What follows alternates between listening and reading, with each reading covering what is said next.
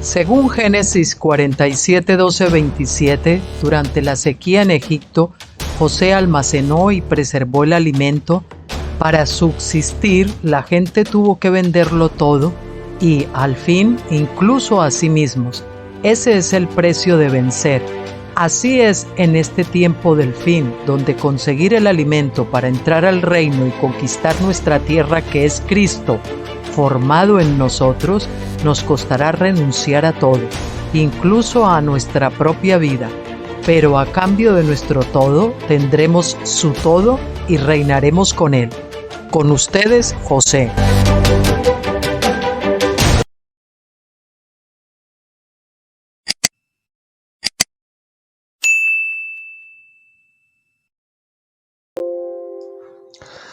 Hola, ¿qué tal? Muy buenas tardes, queridos amigos, ¿cómo están? ¿Cómo les ha ido? Aquí un gusto, un placer estar con todos ustedes de nuevo en este día 27 ya de julio.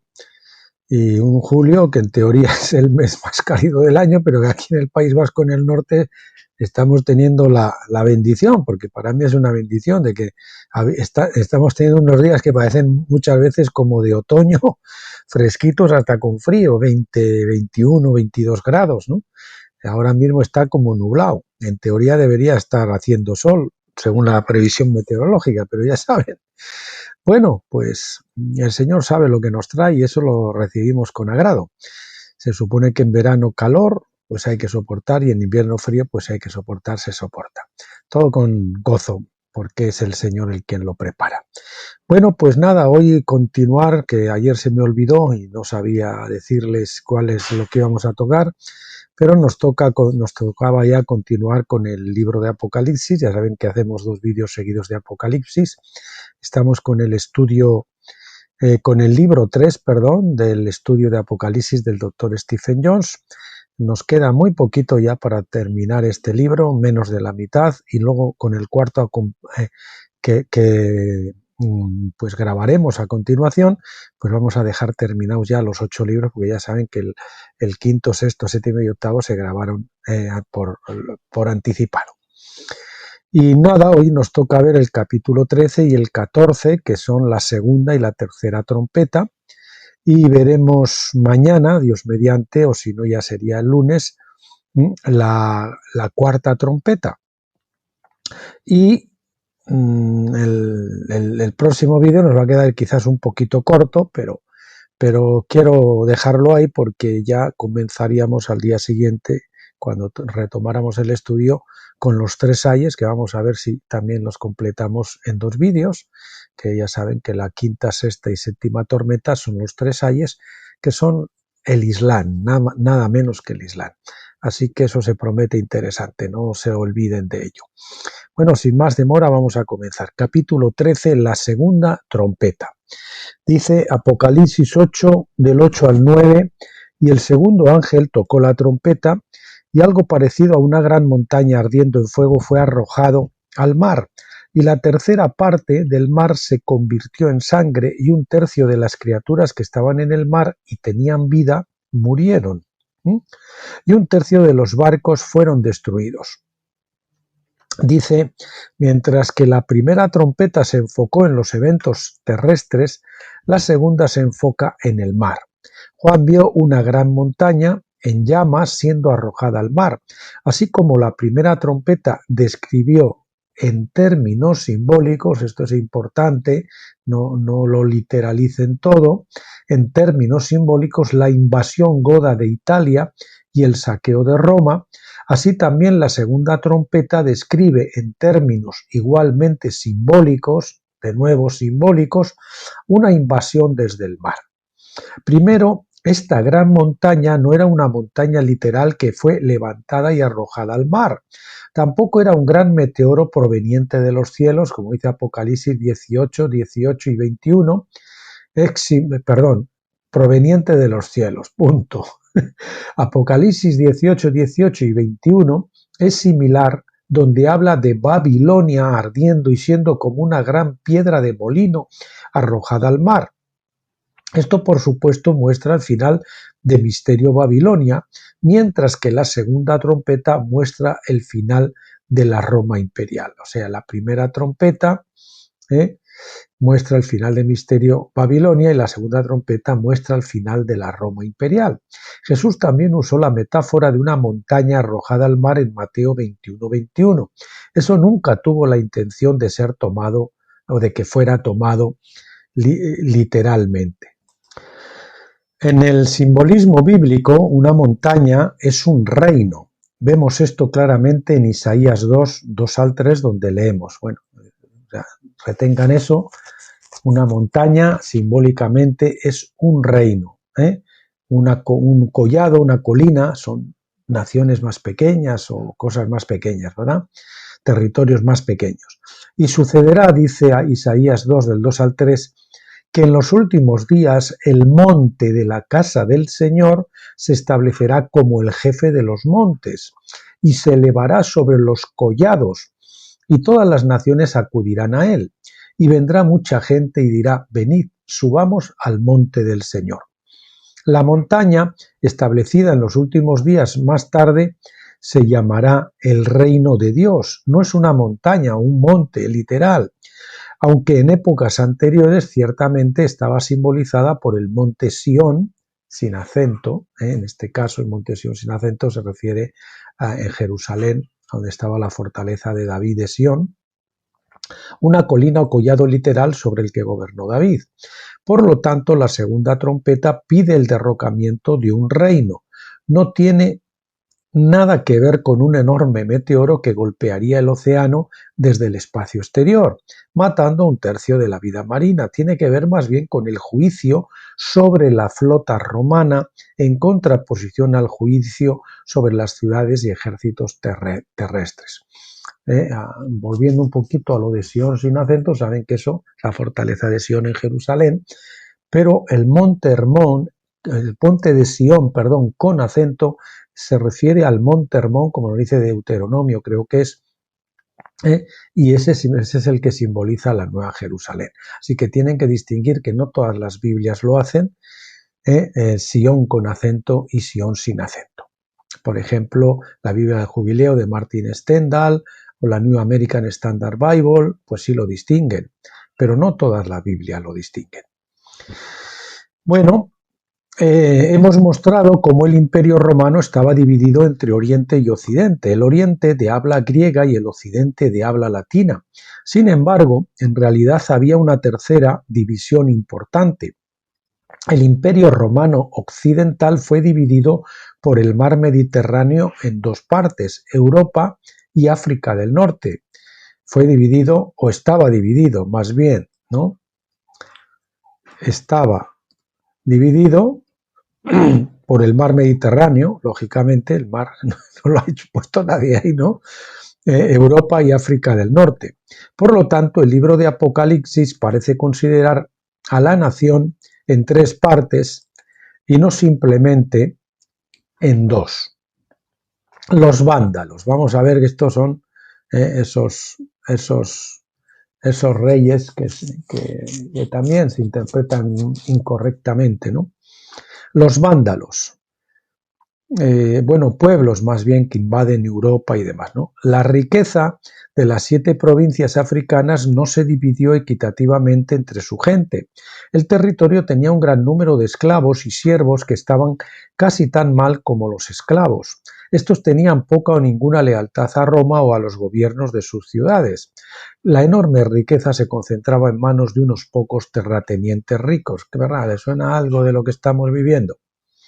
Y así, cuando la tribu conocida como los vándalos cruzó el mar para conquistar el norte de África, se encontraron con mucha gente afectada por la pobreza que les dio la bienvenida como libertadores. Fíjense, H.G. Wells nos dice en su esquema de la historia, página 484, es evidente que los vándalos entraron como un alivio positivo para tal sistema.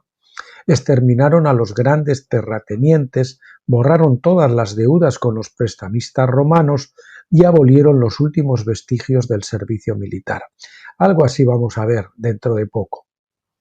Este jubileo que el Señor nos tiene preparado. Los esperamos que para octubre del año que viene, tal vez.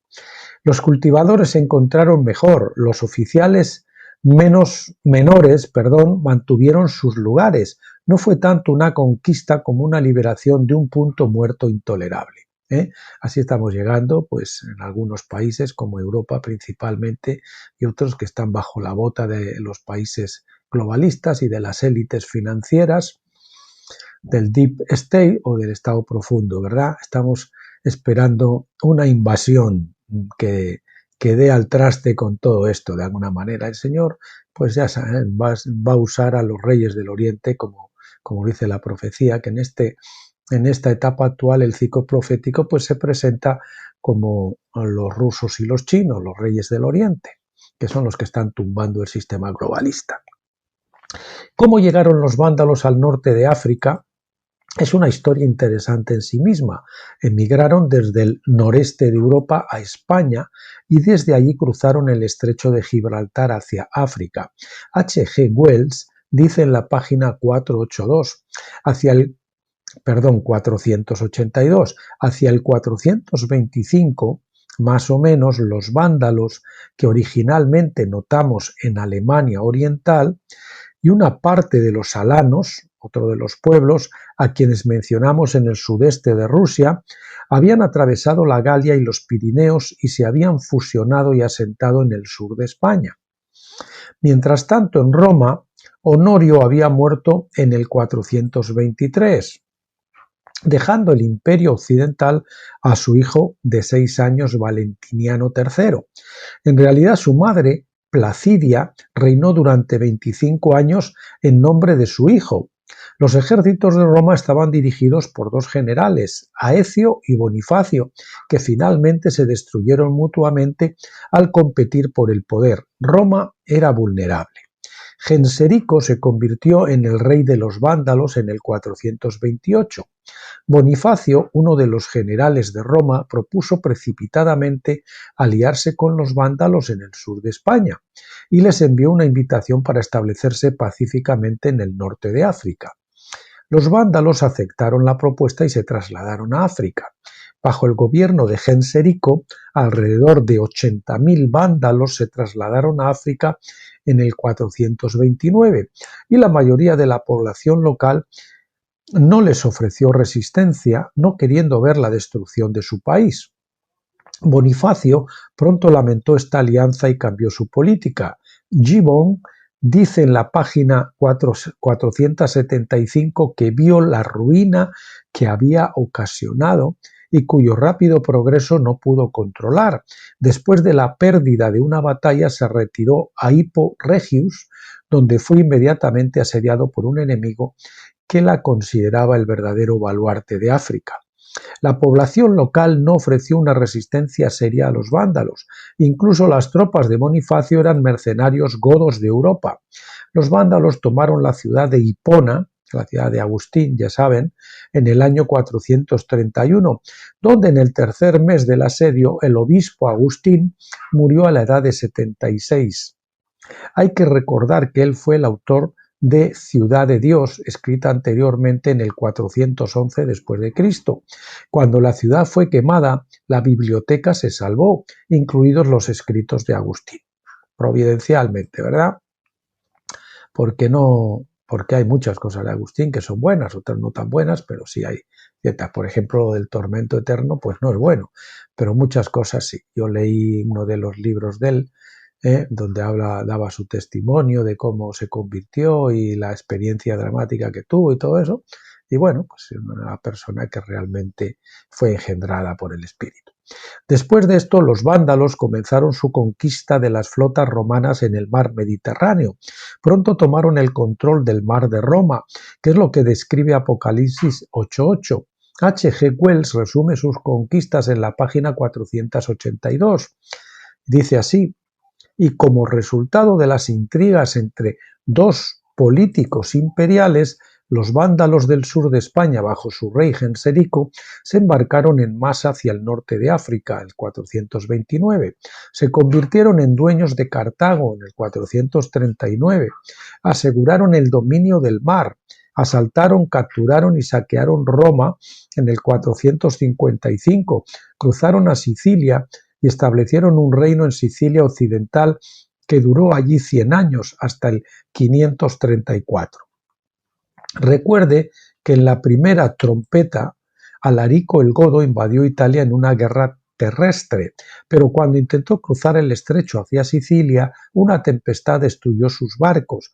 Por lo tanto, no hubo un juicio serio sobre la flota romana en esa primera trompeta. Sin embargo, con el advenimiento de la segunda trompeta, Genserico o Gaiseric el vándalo destruyó las flotas romanas. Para el 455 después de Cristo habían obtenido el dominio del mar y de hecho habían saqueado la propia Roma.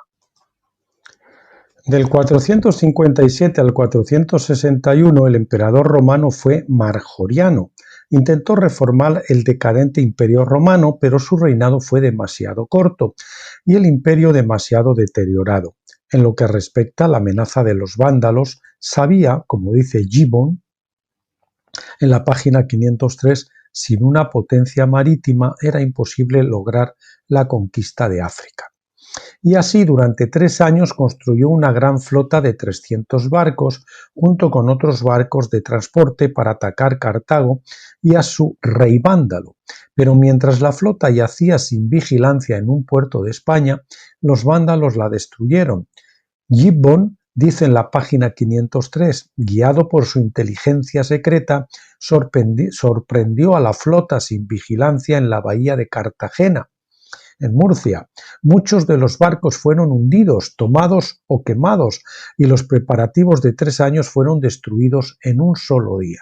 El Señor quiso que con esa trompeta se pararan hasta allí y darles un tiempo para ver si había arrepentimiento, el Señor, pero como no hubo arrepentimiento en el imperio, entre comillas, cristiano, pues los juicios de Dios continúan avanzando. Él nos va dando oportunidades, no nos lo trae todo de golpe, pero si no arrepentimos, pues nos sigue apretando la clavija, obviamente. Este evento en el 460 después de Cristo destruyó la última esperanza de Roma para defenderse de Genserico, el rey vándalo, y así desde su entrada al norte de África en el 429 hasta la destrucción final de la flota romana en el 460, vemos el juicio de la segunda trompeta sobre el imperio corrupto y en decadencia. La gran montaña de Roma, que ya ardía, por así decirlo, por el fuego del juicio divino de la primera trompeta, vio su desaparición final en el mar. Ya con esta segunda trompeta vio su desaparición el imperio. A partir de ese momento fue solo cuestión de tiempo hasta que el imperio romano occidental, cristiano de nombre, pero peor que pagano por su inmoralidad e injusticia, se acercaba a su fin definitivo en el 476 después de Cristo, es decir, el cristianismo había degenerado completamente.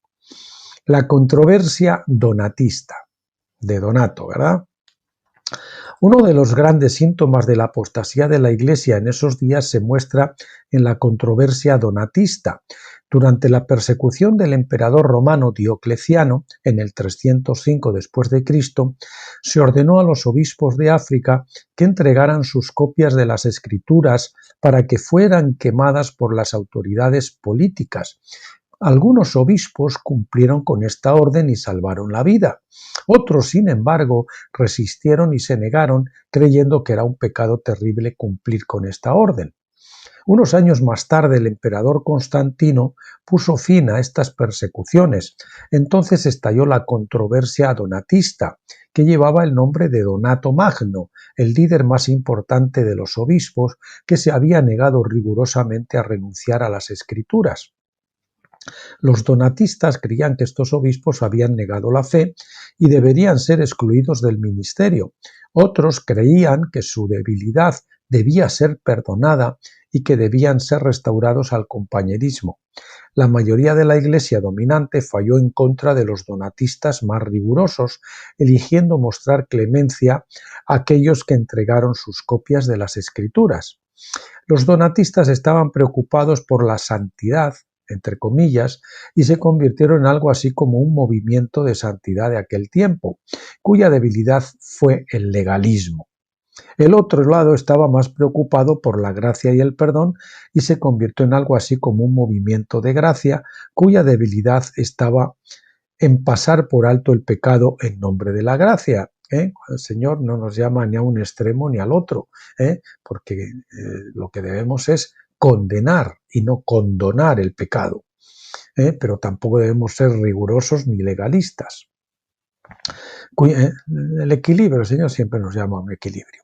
Ambos lados tenían sus hombres espirituales y ambos tenían sus hombres de mentalidad carnal. Resultado de esta controversia fue que hubo un cisma en la Iglesia entre las iglesias ortodoxas y donatistas. Los rigurosos y los partidarios de laissez-faire, dejar pasar. Para su crédito, Constantino emitió un edicto en el 321 otorgando libertad y tolerancia a las iglesias donatistas. Sin embargo, en las décadas posteriores a la muerte de Constantino, otros emperadores cristianos, en nombre de la unidad, intentaron forzarlos a regresar a la corriente principal de la iglesia, entre comillas, ortodoxa. Los donatistas se resistieron a esta asimilación forzada, optando por una posición de línea dura y moralista, y muchos incluso recurrieron a la violencia ellos mismos. De hecho, había algunos monjes donatistas, fíjense, que deambulaban por el campo entre las cabañas de los campesinos, saqueando, incendiando e incluso asesinando. Philip Schaff, Historia de la Iglesia Cristiana, volumen 3, página 362, nos cuenta eso. Pasó casi un siglo sin resolverse las diferencias. Finalmente, en el 411 después de Cristo, poco después del saqueo de Roma y mientras Agustín escribía su Ciudad de Dios, representantes de los dos grupos celebraron una conferencia de 3 días en Cartago para tratar de resolver sus diferencias. Asistieron 286 obispos ortodoxos y 279 obispos donatistas. Los números mismos muestran cuán dividida se había vuelto la Iglesia en el norte de África. La conferencia nuevamente no logró resolver las diferencias y no se recuperó la unidad de la Iglesia. Con esto querían decir, la unidad de la Iglesia entre comillas, por eso diría, con esto querían decir la unidad de la religión, no la unidad del cuerpo de Cristo, que es la verdadera Iglesia. Y así se aprobaron más leyes intolerantes contra los donatistas para tratar de forzarlos a confesar el error de su visión y hacerlos volver al redil. Philip Schaff dice en la página 364, en el 415 se les prohibió incluso celebrar asambleas religiosas bajo pena de muerte. El mismo Agustín, que antes solo había consentido en medidas espirituales contra los herejes, ahora abogaba por la fuerza para llevarlos a la comunión de la Iglesia, fuera de la cual no había salvación. Lo que jamás hizo el Señor. Ellos lo hacían, ¿verdad? Incluso Agustín. La concesión de Agustín del uso de la fuerza se utilizó más tarde para justificar el uso de la fuerza durante las Inquisiciones, donde la Iglesia utilizó la tortura y las amenazas de la quema en la hoguera para obligar a los herejes, entre comillas, muchos de ellos más bien eran los vencedores, a retractarse de sus opiniones religiosas, contrarias a la religión institucionalizada. Deberían haber permitido lo que llamamos libertad de conciencia. Yo soy una víctima también de esto porque en su día 3 pastores vinieron contra mí, el Señor me advirtió en una visión para tratar de violentar mi conciencia y para que yo pasara por su aro, cuando el Señor me estaba diciendo que por ahí no, ¿verdad? En mi opinión es difícil decidir qué lado estaba en lo correcto, porque ninguno de los lados manifestó el carácter de Cristo o el fruto del Espíritu. Perdón, hacía mucho tiempo que habían perdido de vista el amor del príncipe de paz. La mayoría de ellos habían olvidado que el propósito final de Dios no es establecer una religión, sino preparar para sí mismo un cuerpo en el cual manifestar la gloria de su carácter y ser. Repetimos, la mayoría de ellos habían olvidado que el propósito final de Dios no es establecer una religión, sino preparar para sí mismo un cuerpo en el cual manifestar la gloria de su carácter y ser. Sin embargo, en ese momento vieron la Iglesia como una organización terrenal que requería membresía, más que como un cuerpo de personas cuyos nombres estaban inscritos en el cielo. Hebreos 12:23. Esta era la condición de la Iglesia africana cuando llegaron los vándalos. La Iglesia había desperdiciado su oportunidad de desarrollar el amor de Dios hacia los demás. Entonces, aunque los vándalos eran ahora el enemigo, nadie pensó en mostrarles el amor de Dios. Por lo tanto, en lugar de que la Iglesia considerara a los vándalos como un juicio divino por su condición espiritual, no se arrepintieron. En lugar de ver en esta situación una oportunidad misionera sin precedentes para convertir a los vándalos por amor, reaccionaron de la manera carnal típica, como lo hubiera hecho cualquier romano pagano. Philip Schaff nos dice en la página 364, la conquista de África por los vándalos arrianos en el 428 devastó la iglesia africana y puso fin a la controversia. Así terminó el juicio de la segunda trompeta. Bien, nos vamos al capítulo 14, la tercera trompeta. Hasta ahora hemos discutido las dos primeras trompetas que trajeron invasiones al Imperio Romano Occidental desde el 410 al 460 después de Cristo. Esas trompetas fueron la palabra del juicio divino encarnada en las personas de Alarico el Godo y Genserico el Vándalo. El tercer juicio de Dios sobre Roma fue Atila el Huno. Juan habla de la tercera trompeta en Apocalipsis 8, del 10 al 11. Y sonó la tercera trompeta, y una gran estrella cayó del cielo, ardiendo como una antorcha, y cayó sobre la tercera parte de los ríos y sobre los manantiales de las aguas. Y el nombre de la estrella se llama Ajenjo, y la tercera parte de las aguas se convirtieron en ajenjo. Y muchos hombres murieron a causa de las aguas, porque se amargaron. Esto no debe entenderse como una estrella, cometa o meteoro literal. De nuevo, repetimos, esto no debe entenderse como una estrella, cometa o meteoro literal que cae del cielo y que contamina un tercio de los ríos de la Tierra. No se sabe que los meteoritos contaminen arroyos o ríos. Tampoco las aguas mismas se convierten en ajenjo, como parece decir una interpretación literal del versículo 11. Es una forma simbólica de decir que un ejército destructivo ha caído sobre un tercio de los ríos o afluentes del territorio romano, es decir, que es la tierra, provocando penurias y gran amargura. Repetimos, esto lo que indica que cayó del cielo una gran estrella, es que es una forma simbólica de decir que un ejército destructivo ha caído sobre un tercio de los ríos o afluentes del territorio romano, que es la tierra, provocando penurias y gran amargura. Ajenjo y hiel.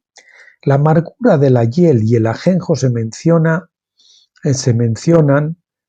varias veces en el Antiguo Testamento y se asocian primero con la idolatría de los hombres y en segundo lugar con el juicio de Dios por esa idolatría. Repetimos, la hiel y el ajenjo se asocian con la idolatría de los hombres por un lado y por otro lado con el juicio de Dios por esa idolatría. El ajenjo era el agua amarga o jugo o extracto, si lo quieren, de hiel. La concordancia de Strong nos dice que la hiel, ros, la palabra ros, es una planta de amapola. Por lo tanto, el ajenjo es su jugo, que está lleno de opio, que tiene sabor amargo, de donde sabe el opio, y también donde sacan la heroína, etcétera, ¿verdad? Que se lo digan a los de Afganistán y a la CIA que controlaba eso precisamente por el tema de las drogas. Deuteronomio 32, del 31 al 32 dice: de hecho, su roca no es como la nuestra, incluso nuestros enemigos mismos juzgan esto, porque su vid es la vid de Sodoma y de los campos de Gomorra. Sus uvas son uvas de veneno, ros, amapola, sus racimos amargos. En otras palabras, Sodoma y Gomorra eran conocidas por su cultivo de amapolas y por su tráfico de drogas, por eso eran tan prósperas, ¿eh? Qué casualidad, ¿no? ¿Verdad? El jugo no solo era amargo, sino que también les amargaba la vida a los que participaban de la comunión de Sodoma. Jeremías 9, del 13 al 15, compara este opio con la palabra de los falsos profetas en Jerusalén y también con el juicio de Dios, diciendo: y el Señor dijo: porque han abandonado mi ley que les di, y no han obedecido mi voz, ni han andado conforme a ella, sino que han andado tras la terquedad de su corazón y tras los Baales, como sus padres se enseñaron de ellos. La terquedad, la obstinación, es idolatría, como ídolos idolatría, la obstinación. Por tanto, así dice el Señor de los ejércitos, Dios de Israel: he aquí que yo daré de comer ajenjo, la jana, opio, a este pueblo, y le daré a beber agua envenenada, magin ros, el agua de la amapola. En otras palabras, el juicio divino vendría debido a la iniquidad del pueblo. Además, los profetas de Jerusalén habían consolado al pueblo con falsas esperanzas. Habían alimentado a la gente con opio espiritual, alimentado entre comillas, para que se sintieran bien consigo mismos.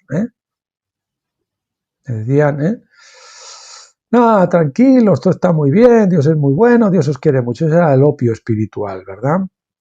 Desde el profeta hasta el sacerdote, dice Jeremías 8, del 10 al 11.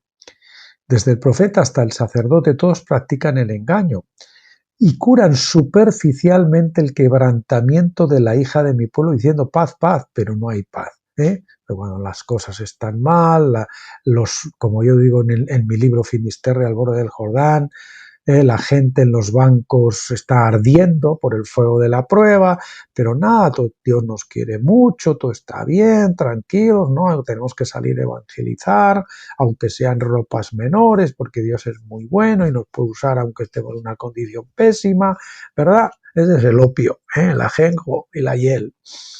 El profeta se lamenta más en Jeremías 8:22. ¿No hay bálsamo en Galaad? ¿No hay allí médico? ¿Por qué, pues, no se ha restablecido la salud de la hija de mi pueblo? Es decir, entonces, ¿por qué? No estamos bien, ¿por qué no nos van las cosas bien? ¿Por qué no nos pintan colores bonitos? Galaad era conocida por su bálsamo, es decir, un aceite esencial que se extraía de los árboles de bánso, esencial extraído de árboles de bálsamo, que tenía el poder de curar, tenía propiedades curativas. El profeta lo compara con la verdadera palabra de Dios, la enseñanza de la ley de Dios, que tenía el poder de curar el problema subyacente en Jerusalén, a la ley y el testimonio. Y si no les dicen esto es porque no les ha parecido. No, el problema de ustedes es que no estamos siguiendo la ley y por eso nos están yendo las cosas mal, ¿verdad? Bendiciones de la obediencia, Deuteronomio 28, y maldiciones por la desobediencia, un frugutum de ellas. En este caso, Jeremías le había dicho al pueblo que Dios había decretado juicio sobre Jerusalén y que debían someterse al rey de Babilonia. Jeremías 27:6, del 9 al 11 y del 14 al 15. Versículos del 9 al 11 y versículos 14 al 15 también. Los falsos profetas contradecían la palabra verdadera diciéndole al pueblo que Dios los salvaría de todos los enemigos porque eran el pueblo elegido. La mayoría de la gente creyó en los falsos profetas, bebiendo así su opio. Ese es el opio, los falsos prosegas que calman la herida de su pueblo diciendo paz, paz cuando no hay paz. Lo que les dijo una sensación de paz y bienestar. Los profetas de Baal, ¿no? Profetizan al rey lo que quiere escuchar. Y aquí profetizan al pueblo y a los líderes lo que quieren escuchar, ¿verdad? No los reprendamos, no va a ser que se sientan mal, pobrecitos, ¿verdad? El buenismo, ¿no? Que está tan de moda el buenismo. Vamos a dejar que la gente pobre, no la vamos a reprender, no vamos a regañar, no va a ser que se sientan mal, pobrecitos. Bien. Entonces, debido a que la gente se negó a someterse al juicio divino, actuaron con presunción. Deuteronomio 17, del 11 al 12, negarse a someterse al juicio divino de Dios resulta en la pena de muerte porque es un acto traidor de rebelión abierta. Así que Dios dice, alimentaré a este pueblo con ajenjo. Jeremías 9, 15. Demostramos en nuestro libro Las leyes del ajenjo y del excremento, otro de los libros de Stephen Young, que lo tienen también en los libros de Stephen Young. Este no está reeditado. Cuando le toque su turno, pues lo grabaremos en vídeo y lo reeditaremos, pero se puede entender perfectamente.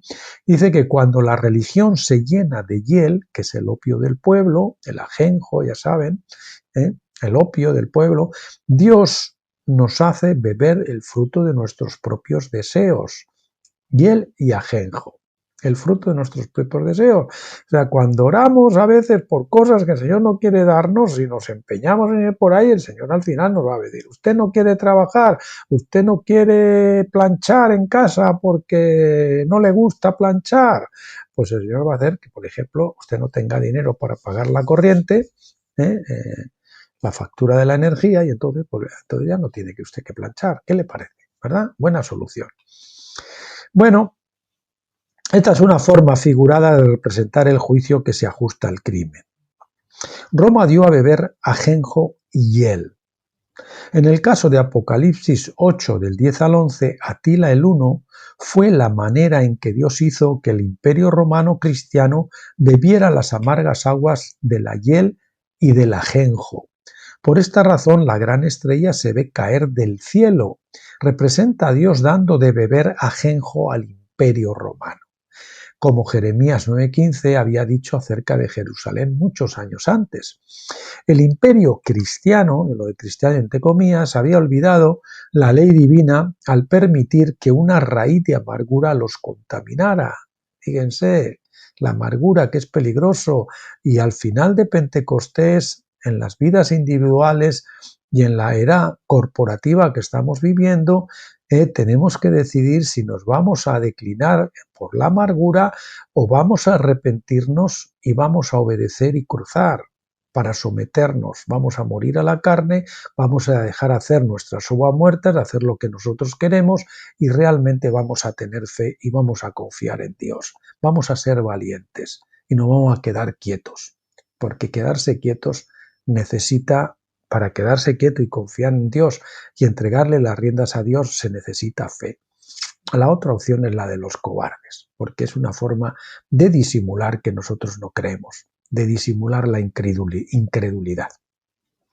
Bien, raíz de amargura que los contaminara tal como lo hicieron, tal como le ocurrió, tal como, vamos a poner, les ocurrió a Esaú, Hebreos 12 del 15 al 17, y a Simón el mago en Hechos 8:23. La iglesia se había vuelto como Esaú, que no tenía ni fe ni paciencia y quería tomar el reino por la fuerza y la violencia. No estamos preparados, no estamos listos, pero nosotros vamos a fabricar el avivamiento, y aunque el pecado reina y campa por sus fueros dentro de los miembros de nuestra congregación, no vamos a sacar a evangelizar. Y entonces, claro, nos pasa como a los hijos de Esceva, ¿verdad? Que salen, van a por lana y salen trasquilados, en lugar de por el amor y la paz. Tomar el reino por la fuerza y la violencia en lugar de por el amor y la paz. Al leer la historia de la iglesia, encontramos que la iglesia estaba llena de violencia contra todos los paganos, judíos y herejes, intentando tomar el reino por la fuerza. La iglesia se había vuelto como Simón el mago, quien pensaba que el poder y la autoridad del Espíritu Santo, es decir, los obispados, se podían comprar con dinero. Los obispados los tiene que dar el Espíritu Santo, que es la autoridad, ¿verdad? La iglesia cayó en la trampa del dinero, pensando que si pudieran acumular suficiente dinero podrían llevar toda la tierra al reino de Dios, ¿verdad? Tenemos que aumentar la iglesia porque así va a venir mucha gente, vamos a tener muchos diezmos y vamos a poder hacer cosas tremendas, ¿verdad? Y vamos a poder subir el sueldo al pastor y a todo el cuerpo, a todo el cuerpo oficial de la iglesia, por decirlo de alguna manera, ¿no? Estas son las raíces de amargura que la profanaron y es la razón del juicio de Dios sobre el imperio cristiano. El juicio divino cayó sobre la Roma cristiana como había caído sobre Israel en siglos anteriores. La ley divina, al comentar sobre la idolatría de los cananeos, advirtió a Israel que no fuera como ellos, diciendo en Deuteronomio 29:18, no sea que haya entre vosotros un hombre, una mujer, una familia, una tribu cuyo corazón se aparte hoy del Señor nuestro Dios para ir y servir a los dioses de aquellas naciones, no sea que haya entre vosotros una raíz que dé fruto venenoso, es decir, agua de hiel y ajenjo. Entonces me está viniendo a la mente, hablando de esta situación de algunas iglesias, desde en el caso de un pastor, ¿no? En este caso proveniente aquí en España, no diré dónde, me lo contaron, él vino de Cuba aquí a servir al Señor, parece que él se convirtió y tal, pero claro, viene de Cuba, le entregan una iglesia aquí, que comparado pues con el nivel de vida que él tenía en Cuba, pues aquí tenía un buen sueldo y tenía su buena casa donde vivía, lo tenía todo pagado, pero encima además él después se había desviado y su obsesión era todo el excedente que tenía de los diezmos de la gente de su congregación, pues se lo estaba mandando para otras obras que él tenía a través con alguno de sus hijos por ahí que estaban en Latinoamérica, no sé dónde. Y venga a robarse el dinero y a llevárselo para allá. Y al parecer, pese a las denuncias de alguien, del que me lo contó a mí, pues él, los miembros de la iglesia, pues se ponían de su lado, en vez de los otros que estaban denunciando, pues que se estaba llevando el dinero, ¿verdad? De una forma subrepticia tremenda, o descarada casi, no subrepticia más bien. Descarada más que subrepticia. Bien, el juicio cayó sobre la Roma cristiana como había caído sobre Israel en siglos anteriores. La ley divina, al comentar sobre la idolatría de los cananeos, advirtió a Israel que no fuera como ellos, diciendo en Deuteronomio 29:18, no sea que haya entre vosotros un hombre, una mujer, o una familia, o una tribu, cuyo corazón se aparte hoy del Señor nuestro Dios para ir y servir a los dioses de aquellas naciones. No sea que haya entre vosotros una raíz que dé fruto venenoso, agua de hiel y ajenjo. Me perdona porque eso ya lo habíamos leído. Bien, la ley continúa diciéndonos que la idolatría traerá el juicio de Dios sobre una nación, al menos sobre aquellas naciones que proclaman al Dios de la Biblia como su Dios. Si tienen la Biblia, entonces son responsables ante Él de ser obedientes a la palabra. Otro epígrafe más, avanzamos. La invasión de Atila, el Huno. Atila el Huno vino de Oriente, invadiendo primero el oriente del imperio, lógicamente, hasta Constantinopla en el 446. El esquema de la historia de H.G. Wells dice lo siguiente. En el 451 Atila declaró la guerra al imperio occidental. Invadió la Galia. Galia, saben que se refiere a Francia, ahí vienen los galos, los francos. Saqueó la mayoría de las ciudades de Francia hasta el sur de Orleans. Luego los francos, los visigodos y las fuerzas imperiales se unieron contra él y una gran y obstinada batalla en Chalons, en el 451, en la que murieron más de 150.000 hombres en ambos bandos, terminó en su rechazo y salvó Europa de un señor supremo mongol, porque Atila era mongol, el Huno. Mientras se retiraba, la crueldad de Atila le dio la reputación de ser el azote de Dios, así le llamaban a él. Gibbon nos cuenta en El declive y la caída del Imperio Romano, páginas 487 a 488. Siempre que cito estos libros, son los libros en inglés del doctor Stephen Jones, que cita el doctor Stephen Jones, quiero decir, y por lo tanto pues serán las ediciones inglesas, por si alguno quiere ir a buscar luego las páginas, que lo busque en la edición inglesa. Dice así: quizás fue en esta guerra donde ejercieron las crueldades que, como 80 años después, fueron vengadas por los hijos de Clovis. Masacraron a sus rehenes, así como a sus cautivos. 200 doncellas fueron torturadas con una rabia exquisita e implacable. Sus cuerpos fueron despedazados por caballos salvajes. o sus huesos aplastados bajo el peso de carros rodantes, y sus miembros insepultos fueron abandonados en la vía pública como presa de perros y buitres. Más tarde, en la página 489, Gibbon escribe: es un dicho digno del feroz orgullo de Atila que la hierba nunca crecía en el lugar donde había pisado su caballo. Por donde pisaba su caballo no crecía la hierba. La Biblia lo pone un poco diferente en Deuteronomio 29 del 22 al 23, diciendo: ahora la generación venidera, puntos suspensivos, cuando vean las plagas de la tierra y las enfermedades con que el Señor la ha afligido, dirán: toda su tierra es azufre y sal, yermo ardiente sin sembrar e improductivo, y no crece hierba en ella, como en la destrucción de Sodoma y Gomorra. En otras palabras, si el pueblo de Dios rechaza la ley de Dios y opta por beber el vino de Sodoma, que son las enseñanzas sin ley o anárquicas, que reclaman paz pero practican la violencia, entonces sufrirán el mismo juicio que vino sobre Sodoma y Gomorra. Bautismo de fuego, que vino sobre Sodoma, fuego del cielo, ¿verdad?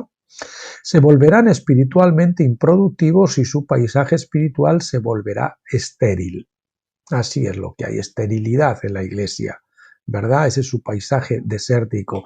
Finisterre al borde del Jordán, en mi libro se habla de decir, bueno, si usted está mirando a su alrededor y el paisaje circundante es de desierto, es árido, usted ve que no prospera, usted ve que tiene situaciones conflictivas, que no sale de ahí, que las cosas y el panorama es negro, negrísimo como el carbón, pues está claro que usted no está en la tierra prometida, está claro que eso no es ni siquiera un oasis, está claro que usted tiene que arrepentirse, arreglar las cosas y avanzar, no quedarse ahí en el desierto, tostándose. H.G. Wells muestra que las invasiones de Atila no terminaron con la batalla de Chalons en el 451. Dice en la página 487, este desastre de ninguna manera agotó los recursos de Atila. Dirigió su atención hacia el sur e invadió el norte de Italia. Quemó Aquileia y Padua y saqueó Milán, pero hizo las paces ante la súplica del Papa León I. Murió en el 453.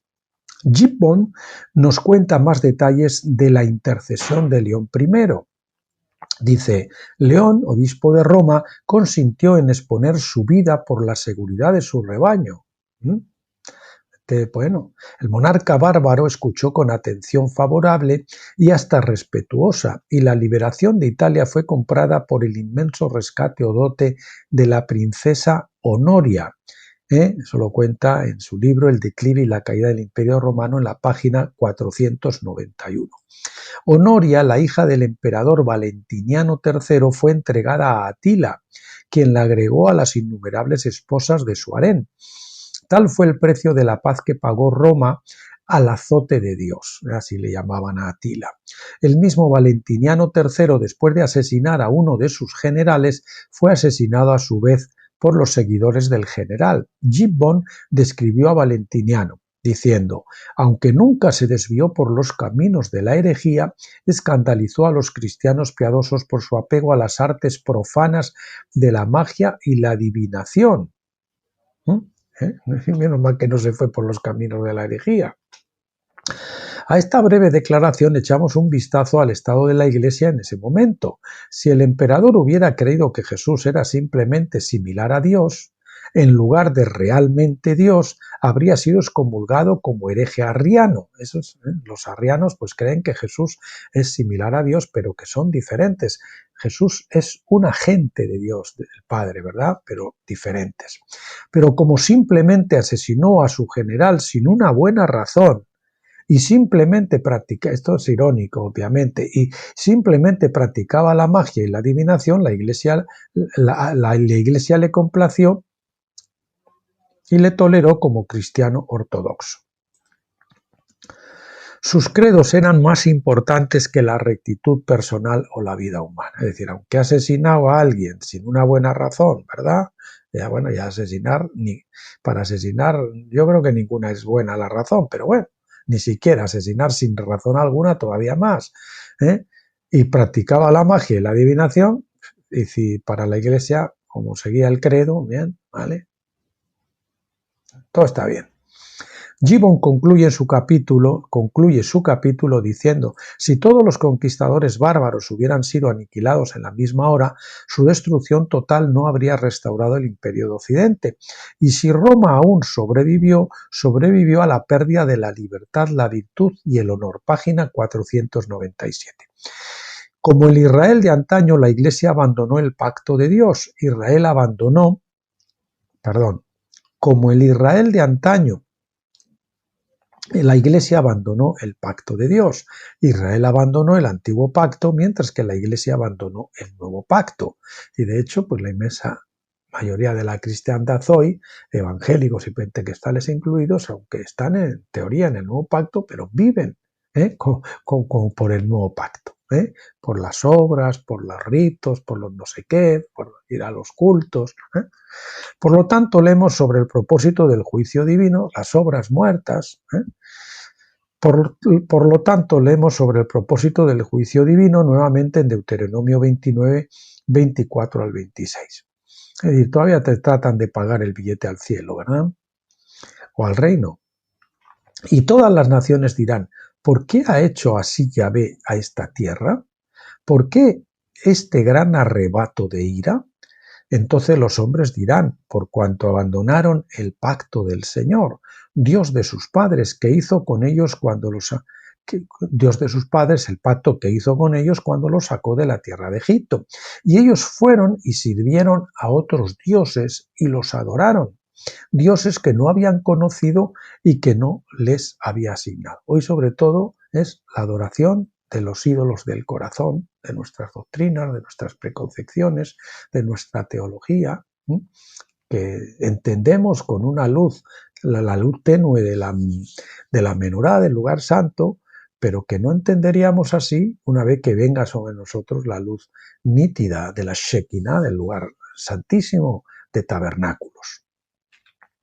Atila el Huno fue solo la tercera trompeta que se tocó contra el imperio romano cristiano. Cada trompeta era otro llamado al arrepentimiento y cada vez Roma vencía, pero se debilitaba y se acercaba al colapso. Muy bien, pues hasta aquí nos quedamos. El próximo día, mañana o el lunes, dependerá de cómo andemos de tiempo.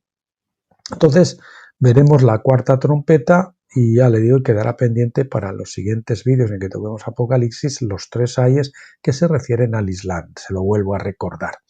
El próximo día, la cuarta trompeta, será un vídeo más corto porque no quiero meterme con los ayes, así nos quedarán los 2 siguientes vídeos para completar los 3 ayes. Entonces los separamos así, ¿no? Y será un poquito más corto porque creo que van a ser unas 6 hojas, nada menos. O sea, era un vídeo que no llegará a media hora, por ahí andará. Bien, queridos amigos, hermanos, hasta aquí entonces en el día de hoy. Les encomiendo a la gracia, a la misericordia del Señor Jesucristo y me despido de ustedes hasta la próxima. Espero que sigan acompañándome. El canal está creciendo, todos los meses aumenta entre 15 y 20 suscriptores nuevos.